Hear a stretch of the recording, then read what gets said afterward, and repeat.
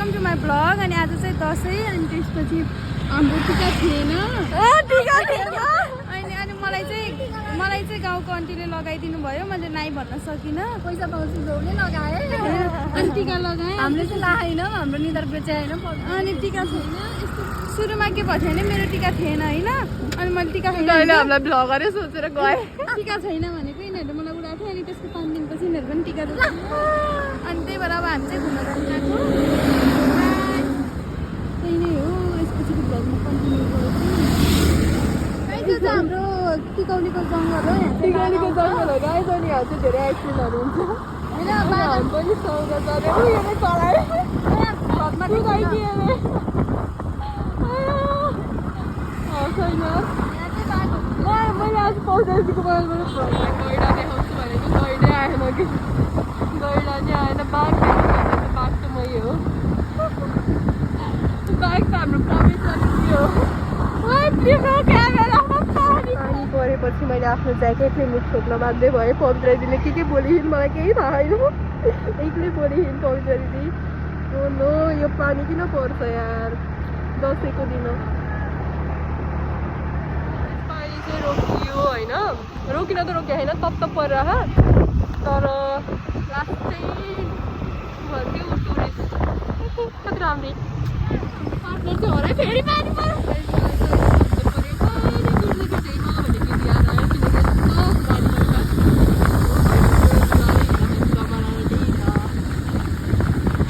हाम्रो दिदी चाहिँ हराउनु भएको छ। त्यो त सौरा पुगेर बसी जस्तो, दिदी चाहिँ आइपुगेर बसी जस्तो। सौरा आइपुगे। Welcome to Chitwan national park, Chitrasen Baba की जय। यहाँ मन्दिर छ होइन, यो मन्दिरमा जे मागे त्यही कुरा हुन्छ।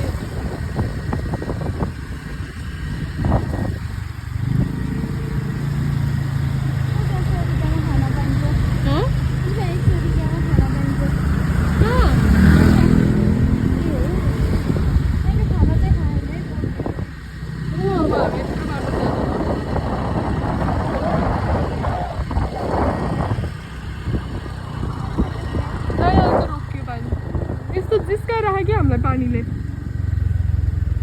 रत्नगर खाने पानी रे। Welcome to Chitwan national park Sauraha. यो बाटो चाहिँ राम्रो भयो यार।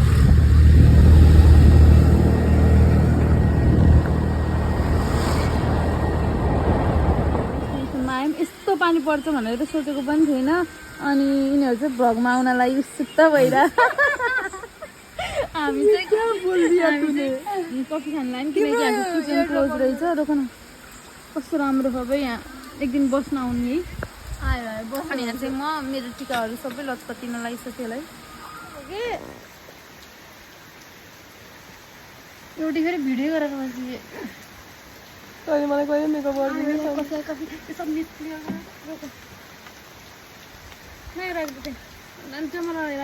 अहिले त्यो केटाले अघि यो केटी अर्कै थियो भन्दाखेरि मलाई जमा त घिन लाग्दो हुन्छ। जमरा भयो है मेकअप गरिदिएको।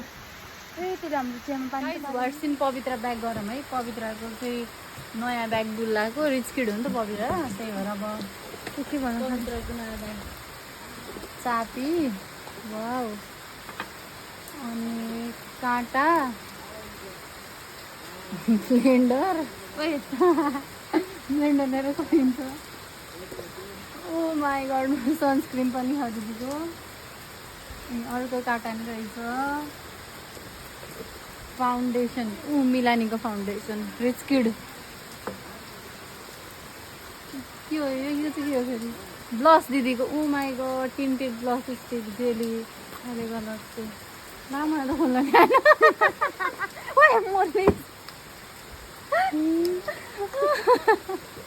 नेक्स्ट लेभलको हाँसी यार यो त। लिटरली ब्रो त्यो टप हो होइन टप त्यो अनुसार दिएको हो गाइज।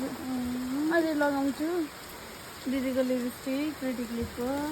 अनि यस्ता फोहोर पनि राखिदिरहेको टिस्यु हो।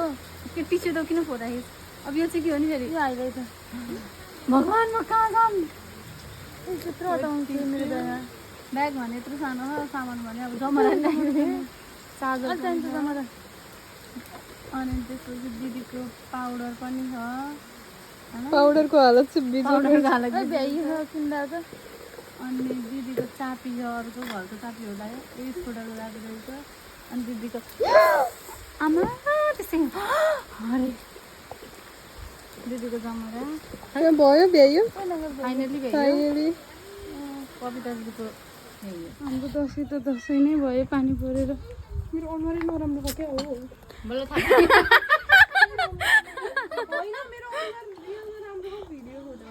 बल्ल थाहा पायो उनीहरूको रियलमा राम्रो छैन नि त हामी फोटोजेनिक छौँ नि त हामी त एकदम राम्रो मान्छे रियलमा पनि राम्रो म फोटोमा पनि राम्रो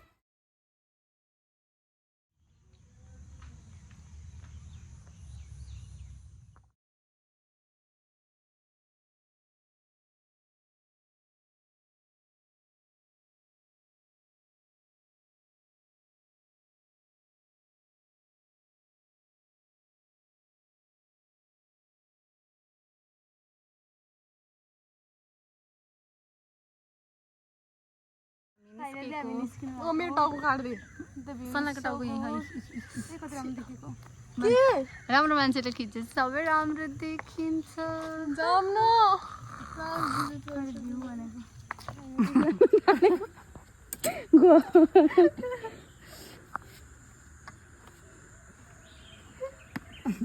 चलाउ चलाउ मलाई जाडो हुन्छ कि मलाई रुगा राख्दै भन्नु लाग्यो